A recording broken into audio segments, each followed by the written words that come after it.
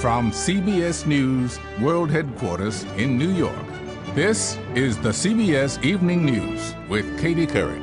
Just ask any high school kid. Few things are as stressful as trying to get into college, and staying in can be equally challenging. Today, Vice President Biden announced $20 million in grants to help states improve their graduation rate. And Michelle Miller reports some colleges are already tackling the problem head on.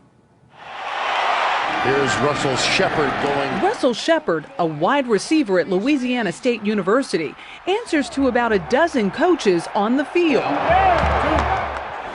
Off the field, how many of you gentlemen are prepared? His coaching staff is even larger. Glucose, which is an energy-rich molecule. The tutoring appointments, the learning specialists, the strategy tutors we have, they keep us on task.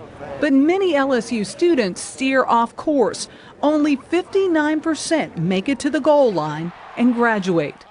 I just felt like I failed. Kendall Lopkis graduated high school with honors, but the Baton Rouge native says by the end of her freshman year, I just felt like since I wasn't doing good, I just kind of gave up. You gave up? Mm-hmm. Is that hard to admit? Yeah. Why? Because I feel like I let my parents and myself down.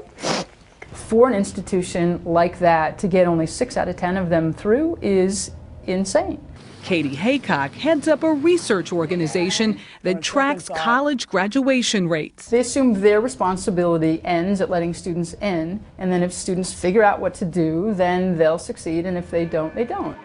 LSU is hardly alone. Graduation rates are equally low at hundreds of other well-known schools, including schools in the Pacific 10, the Southeastern Conference, and the Big 12.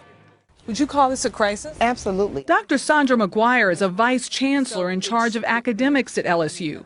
She says some kids are dropping out for financial and personal reasons, but says there's a bigger problem. They don't have study skills, learning strategies typically, and unfortunately so many of them give up when they encounter difficulty. Institutions that really succeed do that. They don't just track their graduation rates, they track what's happening to students in the first week, in the first month, when their attendance falls off or when their homework doesn't get turned in. They act aggressively in that moment. The University of Maryland used that approach to significantly raise their graduation rate over the last decade, from 60% to 82%.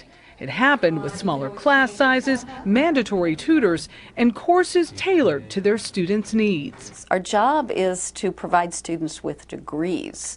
It's not to weed out those we don't think are capable of doing it. It's the kind of help Russell Shepard received as a football player at LSU. My mom told me don't come back home without a degree. You can come back home not playing football, but don't come back to Houston, Texas without a degree. As for Kendall Lopkis, she started over, taking classes at a local community college. Do you worry about not getting a college degree? Mm-hmm. Why? Because most jobs now, like even people with bachelor's degree can't even get a job. And so that's kind of hard. She's trying to keep the promise she made to her mother that one day she will earn that diploma. Michelle Miller, CBS News, Baton Rouge, Louisiana.